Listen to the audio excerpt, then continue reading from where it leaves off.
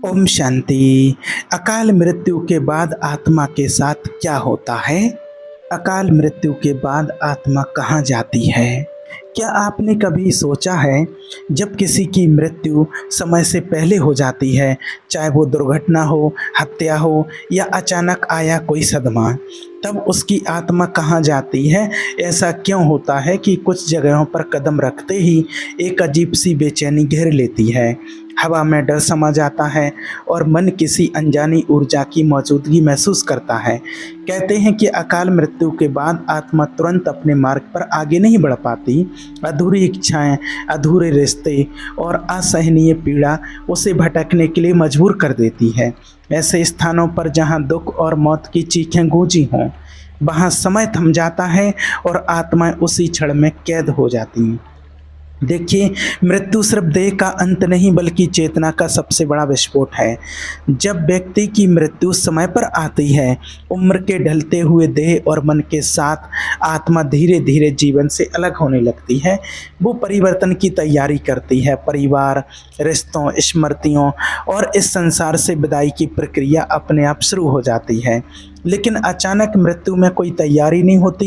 ये मौत देह से पहले मन को तोड़ देती है और देह से अलग होने के बाद आत्मा को जला देती है। अचानक मृत्यु ठीक उसी क्षण होती है जब शरीर अभी जीवित होने की पूरी कोशिश कर रहा होता है। धड़कनें दौड़ रही होती हैं, शरीर खुद को बचाने की लड़ाई लड़ रहा होता है और मन जीवन के हर टुकड़े को पकड़कर बैठा है। तभी एक अनचाहा पल सब कुछ खत्म कर देता है। और एक बात याद रखना, इस शास्त्रों में भी कहा गया है कि अचानक मृत्यु तब नहीं होती जब शरीर मरता है। अचानक मृत्यु तब होती है जब आत्मा को समझने का समय ही नहीं मिलता कि मृत्यु हो चुकी है। मरने के बाद पहली रात यही सबसे भयावह होती है, क्योंकि पहले कुछ घंटे तक तो आत्मा को ये समझ ही नहीं आता है कि आत्मा शरीर से अलग हो चुकी है, यानी कि व्यक्ति की मृत्यु हो चुकी है। वो अपने शरीर की तलाश में भटकती है, अपने ही मृत शरीर के पास खिंची चली आती है। कभी उसके शरीर के ऊपर खड़ी होती है, कभी उसके चेहरे को देखने की कोशिश करती, कभी उस शरीर में वापस प्रवेश करना चाहती है, लेकिन देह उसका स्वीकार नहीं करती। दरवाज़ा बंद हो जाता और बंद दरवाज़ों की दुनिया शुरू हो जाती। यही पहली यातना है। जिस व्यक्ति की अकाल मृत्यु होती है, उसकी आत्मा अपने परिवार के पास जाना चाहती है। वो उन्हें पुकारती है, लेकिन कोई आवाज़ नहीं सुनता। वो घर में प्रवेश करती है, लेकिन कोई उसे देख नहीं पाता। वो अपने प्रियजनों के कंधों पर हाथ रखना चाहती है, लेकिन इस स्पर्श का हक भी उससे छीन लिया जाता है। ये अस्तित्व का टूटना है जहाँ आत्मा जी रही है, पर दुनिया उसे मृत मान चुकी है। और फिर शुरू होता है वो क्षण जब आत्मा पहली बार एहसास करती है, और वो एहसास किसी व्यक्ति तक नहीं पहुंचता है, लेकिन घर के वातावरण में बेचैनी भर जाती है। अचानक ठंडी हवा, अचानक भारीपन, अचानक रात का डर, ये सब उसी आत्मा का दर्द होता है। लोग कहते हैं कि अचानक मृत्यु वाले स्थान हॉन्टेड हो जाते हैं। वास्तव में वो जगह हॉन्टेड नहीं होती, वो जगह दर्द भरी आत्माओं की प्रतीक्षा से भरी होती है। दुर्घटना स्थल, जलाशय, अधूरे निर्माण वाले घर, पहाड़, पुल, पुराने पेड़, इन जगहों पर बेचैनी महसूस होना किसी रहस्य का संकेत नहीं, एक आत्माओं की उलझन का संकेत भी होता है। और अकाल मृत्यु की आत्मा पहले कुछ समय तक बार बार अपने शरीर के पास लौटती है, क्योंकि उसके भीतर अभी भी एक अटल विश्वास होता है ये सब एक सपना है और वो वापस उठ जाएगी। लेकिन हर बार वो शरीर को देखती है, पर खुद को उसमें नहीं पाती। ये सच्चाई उसे भीतर से काटती है। ये पीड़ा जन्म जन्मांतर की किसी भी पीड़ा से अधिक भारी होती है। धीरे धीरे आत्मा समझने लगती है कि वो अब इस शरीर में नहीं जा सकती है, उसकी मृत्यु हो चुकी है। और यहीं से फिर दूसरी यातना उसकी शुरू होती है, अधूरे जीवन की खामोशी। जो सपना अधूरा रह गया, जो प्रेम अधूरा रह गया, जो कर्तव्य छूट गया, जो बदला, जो जिम्मेदारी, जो वादा, सब आत्मा को जंजीरों की तरफ बांध लेते हैं। गहरी पीड़ा ये नहीं कि जीवन समाप्त हो गया, गहरी पीड़ा ये है कि जीवन पूरे होने से पहले समाप्त हुआ। अचानक मृत्यु के बाद आत्मा सबसे ज़्यादा जिस बात से टूटती है वो ये है कि उसके परिवार को भी उसकी मौत अचानक मिलती है। रोना, सदमा, चिल्लाना, चीख पुकार, इन सब का भार आत्मा के कानों तक पहुंचता है और आत्मा चाह कर भी किसी को सांत्वना नहीं दे पाती। वो हर पल चीखती है कि मैं यहाँ हूँ, मैं जिंदा हूँ, मुझे मत रो, लेकिन किसी के चेहरे पर उसकी ओर देखने की क्षमता नहीं रहती। यही वो क्षण होता है जब आत्मा पहली बार असहायता महसूस करती है। साधारण मृत्यु में आत्मा को मंत्र, संस्कार और परिवार के प्रेम से दिशा मिलती है, लेकिन अकाल मृत्यु में शरीर के अंतिम संस्कार से पहले ही आत्मा इतनी टूटी होती है कि उसे अपनी दिशा समझ नहीं आती। धीरे धीरे आत्मा के भीतर एक सवाल उठता है, मैं कहाँ जाऊँ, मेरा मार्ग कहाँ है? लेकिन उस प्रश्न का कोई उत्तर जल्दी समझ में नहीं आता है। कुछ समय तक आत्मा को समझ नहीं आता है कि आखिर मुझे जाना कहाँ है, मेरा नया मार्ग कहाँ है, मुझे किस मार्ग पर जाना है। क्योंकि अकाल मृत्यु के बाद आत्मा समझ ही नहीं पाती है कि मुझे क्या कहना है और कहाँ जाना है, और वो बीच की ही दुनिया में जैसे कि फंसी रहती है, जहाँ दर्द है, एकांत है, अधूरी चाय है और समय का अंत नहीं है। समय थम जाता है लेकिन पीड़ा चलती रहती है। यही वो अंधेरी अवस्था है जिसे शास्त्रों में रात्रि का चक्र कहा गया है। अकाल मृत्यु के बाद आत्मा की जो रात का समय होता है और वो बहुत सदमे में होता है, लेकिन उसके बाद शुरू होता है वो सबसे भयावह समय, आने वाला समय जो उसको आगे की यात्रा पर जाना होता है। और वो बहुत कठिन समय होता है जहां आत्मा वापस जीवन में भी नहीं लौट सकती और बहुत जल्दी वो अगले जन्मों में भी प्रवेश नहीं कर सकती। और उसे एहसास होता है अपनों से अलग होने की मजबूरी, और अपनी मृत्यु का कारण समझने की तड़प सबसे ज़्यादा सताती है। पहले कुछ समय तक तो आत्मा परिवार के साथ ही रहती, वो हर कमरे में भटकती है, हर आवाज़ पर दौड़ती है और हर पुकार पर रुकती है। कई बार वो अपने नाम पर लोग जो रोते हैं उन लोगों की तरफ दौड़ती है, पर निराश होकर लौट जाती है क्योंकि कोई उसकी ओर देखता भी नहीं।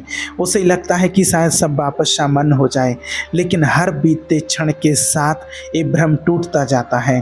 और फिर आता है वो क्षण जब आत्मा पहली बार अपने ही फोटो पर माला चढ़ते हुए देखती है। यहीं से सच्चाई आत्मा के अंदर चाकू की तरह धंस जाती है। अब मेरा लौटना संभव नहीं। और फिर आत्मा सबसे ज़्यादा बेचैन होती है क्योंकि पहली बार उसे अपने ही लिए रोते हुए लोग दिखाई देते हैं, पर वो उनके आंसू नहीं पहुंच पाती है। मंदिरों में तो प्रार्थनाओं की आवाज़ें उठती हैं, पर आत्मा उन प्रार्थनाओं को सुनने की स्थिति में नहीं होती।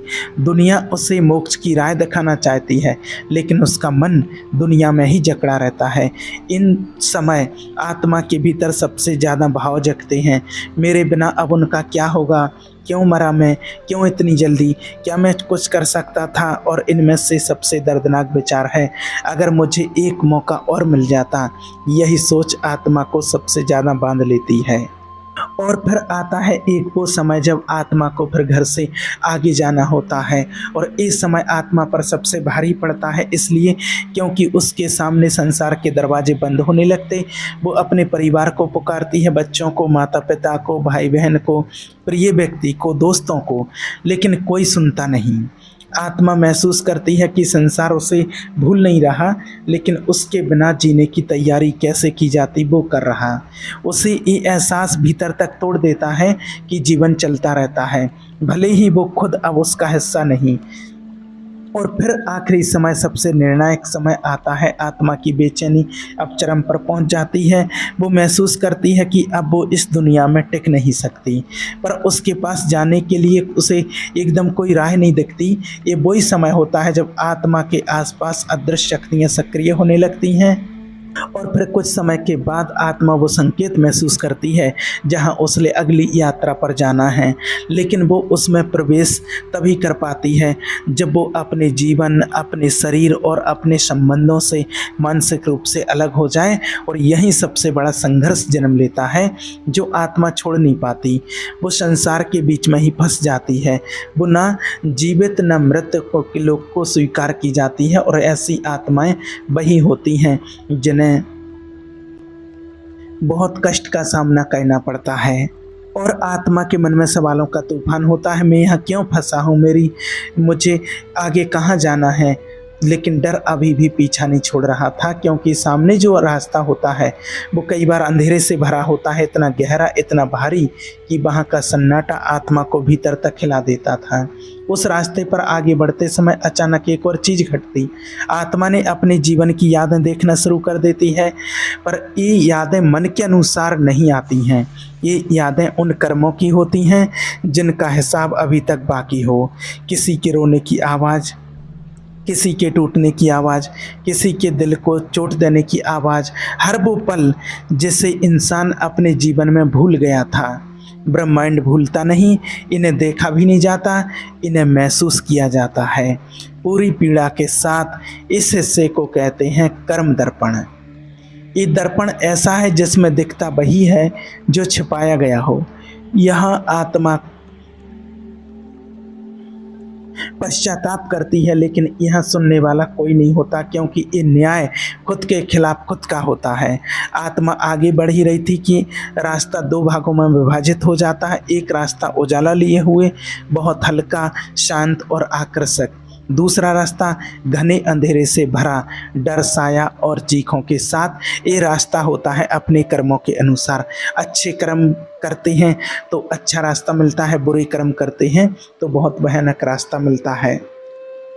अब यहाँ आत्मा को चुनना होता है कि उसे किस रास्ते पर जाना होता है, लेकिन ये चुनाव इंसान की इच्छा से नहीं होता है। ये चुनाव होता है कर्म तय करते हैं। अगर अच्छे कर्म भारी हों, आत्मा उजाले वाले रास्ते की ओर खिंच जाती है। अगर बुरे कर्म भारी हों, आत्मा अंधेरे की ओर गिरने लगती है। यही असली डर था। आत्मा ने उजाले की तरफ बढ़ने की कोशिश की, लेकिन कुछ उसे पकड़कर अंधेरे में जैसे खींच रहा हो। वो कोई इंसान नहीं, कोई भूत नहीं, वो उसी के अधूरे कर्म थे।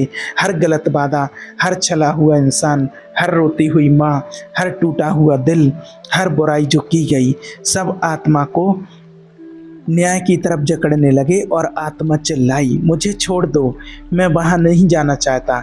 लेकिन आवाज़ गूंजी, पछतावा मुक्ति नहीं देता है, सुधार देता है। और फिर अचानक रास्ता पूरी तरह से अंधेरा हो जाता है। एक पल के लिए सब शांत, और अगले ही पल इंसान की कल्पना से परे ऐसी गूंजें आती हैं। यहीं से शुरू होता है आत्मा का अगला असली पड़ाव, और एक गहरा खालीपन लगता है जो आत्मा के भीतर तक उतरता है। और कुछ पल के बाद आत्मा महसूस करती है कि वो किसी जगह पर रुक गई है। एक अदृश्य कारावास सा होता है, और यहीं से फिर असली संघर्ष शुरू होता है। आत्मा को ऐसा लगा जैसे कोई उसकी यादों को धीरे धीरे खींच रहा हो, हर दर्दनाक पल दोबारा जी रहा हो। जिन लोगों को उसने रुलाया था, जिन्हें छोड़ दिया, जिनसे झूठ बोला, जिनके सपने तोड़े, सब उसके सामने खड़े हो जाते हैं। लेकिन यहाँ कोई माफ़ी नहीं मिलती है, क्योंकि यहाँ किसी और को नहीं, खुद को माफ़ करना सबसे कठिन होता है। इस जगह में वक्त अलग होता है। दुनिया में एक रात गुजरे, यहाँ एक कष्ट आत्मा को तब तक मिलता है जब तक आत्मा स्वीकार न कर ले कि जो हुआ वो उसके कर्मों का फल था। यहाँ कुछ आत्माएं टूट जाती हैं और स्वीकार कर आगे बढ़ती हैं, तो कुछ समय से लड़ती रहती हैं और फंसी रहती हैं। और अकाल मृत्यु में पछतावा सबसे बड़ा बन जाता है, क्योंकि इंसान ने अपनी कहानी पूरी होने से पहले दुनिया छोड़ दी थी। और अब आत्मा के पास एक बड़ा बोझ होता है, अपने ही अपूर्ण कामों का अपराध बोध। इसी बीच एक हल्की रोशनी दिखाई देती है, एकदम शांत। ये संकेत था कि आत्मा में परिवर्तन शुरू हो चुका है। और तभी एक आवाज़ गहरी सुनाई देती है, न चीख न डर, बहुत स्थिर और गंभीर। कर्मों का संतुलन तय होने के बाद आत्मा जिस दिशा में बढ़ रही थी, वहाँ की ऊर्जा बिल्कुल अलग होती है। न पूरी रोशनी होती, न पूरा अंधेरा। ये वो सीमा होती है जहाँ अगला अध्याय शुरू होता है। आत्मा आगे बढ़ते बढ़ते एक विशाल क्षेत्र में पहुँचती है। ये था ये आध्यात्मिक मार्ग, आत्मिक मार्ग, जहाँ सभी आत्माएं वही अनुभव करती हैं जो उन्होंने अपने जीवन में बनाया होता है। ये जगह 3 भागों में जगह बटी हुई होती है, शुद्ध प्रकाश क्षेत्र, गहन अंधकार क्षेत्र और संक्रमण क्षेत्र। और अब आत्मा को उसी भाग की ओर भेजा जाने वाला होता है जिसकी नियति उसके कर्मों ने तय की थी। और इससे पहले एक अंतिम पल आता है जिसे कहते हैं आत्मिक समझ। ये वो क्षण होता है जब आत्मा को अपने पूरे जीवन की सच्चाई समझ में आती है, किसी और की नज़र से नहीं, अपने ही गहरे अस्तित्व की नज़र से। किसी को चोट पहुंचाने का पछतावा, किसी की मदद करने का सुकून, किसी बात पर गुस्सा होने का कारण, किसी के प्यार को ना समझ पाने की पीड़ा, सब कुछ स्पष्ट दिखता है। अचानक मैदान के ऊपर एक गोलाकार कंपन उठा और आत्मा को एक खिंचाव महसूस होता है, जैसे किसी ने उसका भविष्य पकड़ लिया हो। उस क्षण आवाज़ फिर आती है, अब तुम वहाँ जाओगे जहाँ तुम्हारे कर्म तुम्हें ले जाएंगे। इसके बाद किसी को रोकने का अधिकार नहीं होता। कोई प्रार्थना, कोई बहाना, कोई तर्क, कुछ भी काम नहीं आता है। आत्मा ने एक आखिरी बार पीछे मुड़कर देखा, लेकिन वहाँ कुछ नहीं होता है। ना कोई शरीर, ना कोई घर, ना कोई अपना, बस सत्य होता है और वो सत्य ही आगे का रास्ता तय करता है। आत्मा उस दिशा में बढ़ने लगती है जहाँ से अब उसके अगले अनुभव की शुरुआत होगी। निर्णय की शक्ति ने जैसे ही आत्मा को अपनी ओर खींचा, दुनिया की हर याद धुंधली होने लगती है। अब कोई चेहरा याद नहीं, कोई आवाज़ नहीं, सिर्फ एक एहसास कि अब लौटना नहीं। और फिर आत्मा उस क्षेत्र में पहुँचती है जहाँ उसे अगले पड़ाव पर जाना होता है। जिनके अच्छे कर्म होते हैं उनको इस जगह पर पहुंचने में कोई कष्ट नहीं होता है, जहां आत्मा को एकदम पूर्ण शांति का अनुभव होता है। यहाँ कोई शरीर नहीं होता है, सिर्फ अस्तित्व होता है। किसी प्रकार का दर्द, भूख या प्यास भी नहीं, सिर्फ गहरा सुकून होता है। दूसरा मिलता है अंधकार का क्षेत्र, जिनके बुरे कर्म भारी हों। ये वो जगह होती है जिसे लोग गलत समझते हैं। ये न नरक होता है, ना कोई देवताओं का क्षेत्र। ये सुधार की जगह होती है आत्मा के लिए, सुधार की। यहाँ जो दर्द आत्मा महसूस करती है वो किसी बाहरी शक्ति से नहीं आता है, वो उसी दर्द का रूप होता है जो उसने जीवन में दूसरों को दिया था। और फिर आत्मा एक नए अवसर का इंतजार करती है जो पुनर्जन्म के रूप में आता है, और जब सही परिस्थिति बनती है आत्मा नए शरीर में प्रवेश करती है। अब हमारी आत्मा इस अवस्था में मौजूद थी और उसे पता था कि अगला कदम आने वाला है, क्योंकि कर्मों के फैसले के बाद यात्रा रुकती नहीं है, वो आगे चलती है। दूर एक ऊर्जा का दरवाज़ा खुलता है और आवाज़ गूंजती है, यात्रा जारी रखो। अब सत्य का सबसे गहरा दौर शुरू होने वाला होता है। जैसे ही आत्मा आगे बढ़ती, उसके सामने एक विशाल अनंत सा संसार खुलने लगता। ये न स्वर्ग था न नरक, ये सच्चाई का क्षेत्र होता है। यहाँ समय रुक जाता है, यहाँ शरीर नहीं होता, सिर्फ चेतना होती है। धीरे धीरे आत्मा के सामने मार्ग खुलने लगता है, पुनर्जन्म का मार्ग, सुधार का मार्ग। किस मार्ग पर जाना है, एक कर्म का संतुलन तय करता है। और अकाल मृत्यु वाली आत्माओं के लिए थोड़ा सा ये दौर कठिन होता है, क्योंकि उनका शरीर छिन गया था, लेकिन उनकी अधूरी इच्छाएं पूरी नहीं हुई थी, उनकी कहानी पूरी नहीं हुई थी। और फिर अकाल मृत्यु के बाद भी उस आत्मा को पुनर्जन्म मिलता है, क्योंकि आत्मा की कहानी अधूरी होती है। ऐसे जन्म में बच्चे डर लेकर कभी कभी पैदा होते हैं, रात में अचानक रो पड़ते हैं, कभी कभी सपनों में पुरानी यादें झलकती हैं, कभी कभी सपनों में पुरानी यादें झलकती हैं, या किसी किसी को बचपन से ही पारलौकिक संवेदनाएं होती हैं, क्योंकि आत्मा अभी भी अपने पिछले अनुभव से पूरी तरह मुक्त नहीं होती। अब आत्मा ऐसी जगह पहुंच चुकी थी जहां उसे आगे का रास्ता दिखने वाला होता है। दूर से रोशनी और अंधकार फिर से दिखाई देने लगता है, लेकिन इस बार कोई आवाज़ नहीं आती, क्योंकि अब आत्मा को खुद नहीं चुनना होता है, बल्कि उस सत्य को स्वीकार करना होता है।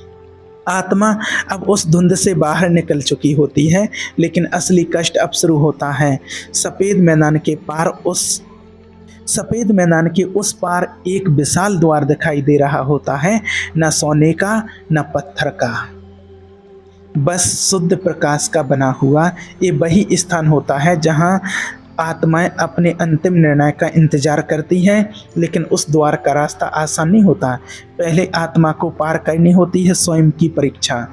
ये परीक्षा किसी और के द्वारा नहीं ली जाती, ये परीक्षा आत्मा को खुद से लड़कर देनी पड़ती है। जैसे ही आत्मा आगे बढ़ी, सामने एक दर्पण जैसा पर्दा खड़ा हो जाता है। ये सत्य का दर्पण था।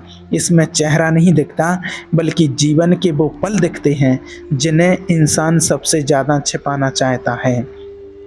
दर्पण में वो पल चमके जब आत्मा ने किसी कमज़ोर का फ़ायदा उठाया था, जब किसी की मदद करने का मौका था लेकिन उसने मुंह फेर लिया, जब अहंकार ने रिश्तों को तोड़ दिया। दर्पण हर चोट, हर धोखे, हर अन्याय को खुला कर देता है ताकि आत्मा भाग ना सके। यहाँ एक नियम है, कोई मजबूर नहीं किया जाता। आत्मा जहाँ खुद रहना चाहती है उसे वहीं भेज दिया जाता है। लेकिन इस आत्मा के सामने सबसे बड़ा सच अभी बाकी था। दर्पण में अचानक वो दृश्य उभरा, उस पल का जिस पल मृत्यु हुई थी। अकाल मृत्यु, लापरवाही, क्रोध, जिद, अभाग्य या किसी और की गलती। वास्तविकता अब सामने थी और आत्मा कांप गई, क्योंकि सच ये था कि अकाल मृत्यु का कारण किसी और के कारण नहीं होती है, खुद की एक भूल होती है। और इस स्वीकार के बाद सफ़ेद मैदान में फैली एक हवा बदल जाती है, वातावरण में एक हल्की गर्माहट आ जाती है और दर्पण धीरे धीरे गायब होने लगता है। आत्मा अब अगले चरण के लिए तैयार होती, क्योंकि अब उसने सबसे कठिन सच का सामना कर लिया। और तभी दूर से घंटियों जैसी आवाज़ गूंजी, अब निर्णय का समय निकट है। सत्य के दर्पण से गुजरने के बाद आत्मा अब उस जगह पहुंच चुकी होती जहां सदियों से हर आत्मा का भविष्य तय होता है। चारों तरफ सिर्फ शांति होती।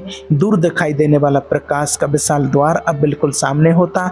उसके ठीक नीचे कोई लिखावट चमक रही थी, यह निर्णय कोई और नहीं, तुम स्वयं लोगे। यही मृत्यु के बाद की सबसे कठोर सच्चाई है। अंतिम फैसला भगवान नहीं लेते, आत्मा खुद अपना भाग्य चुनती है। द्वार के सामने और यहाँ फैसला आसान नहीं होता, क्योंकि यहाँ खुद को धोखा देना असंभव है। मन की हर परत खुल चुकी होती है। आत्मा ने अपनी पूरी यात्रा याद की। अचानक हुई मृत्यु, तोड़ते हुए रिश्ते, अन्याय और संवेदनाएं, पछतावा और सत्य का सामना। कर्मों का बोझ तो था, गलतियां भी थी, लेकिन एक बात बहुत गहरी थी, सीख लेने की क्षमता और प्यार, दया और पछतावे की सच्ची भावना। उसे पता था अभी मुक्ति संभव नहीं है, क्योंकि कहानी अभी अधूरी है, कर्म अधूरे हैं। आत्मा धीरे धीरे दूसरे मार्ग की ओर बढ़ती है, पुनर्जन्म के मार्ग की ओर। द्वार चमक उठता है और पहली बार यात्रा के बाद आत्मा ने हल्कापन महसूस किया। डर नहीं था, बस ये स्वीकार था कि अगला जीवन एक मौका है गलतियों को सुधारने का, अधूरे रिश्तों को फिर से जोड़ने का और आत्मा को और उजला बनाने का। जैसे ही आत्मा द्वार में समाई, प्रकाश धीरे धीरे उसे घेरने लगता है और उसके आसपास एक नई दुनिया आकार लेने लगती है। नई माँ का गर्भ, नया शरीर, नया समय, नई कहानी। और यही मृत्यु की यात्रा समाप्त होकर जीवन की नई शुरुआत बन जाती है। आज के वीडियो का संदेश यही है कि मृत्यु अंत नहीं है, ये एक पड़ाव है जहाँ आत्मा वही पाती है जो उसने दिया था। कर्म, भावना और सच्चाई सब लौटकर आत्मा के पास आते हैं। जिंदगी का हर पल मायने रखता है, क्योंकि अंत में कोई और नहीं, हम खुद ही अपने भाग्य का फैसला करते हैं। हमारे कर्म ही निर्णय करते हैं, इसलिए हमेशा अच्छे और श्रेष्ठ कर्म करो। ठीक है। ओम शांति।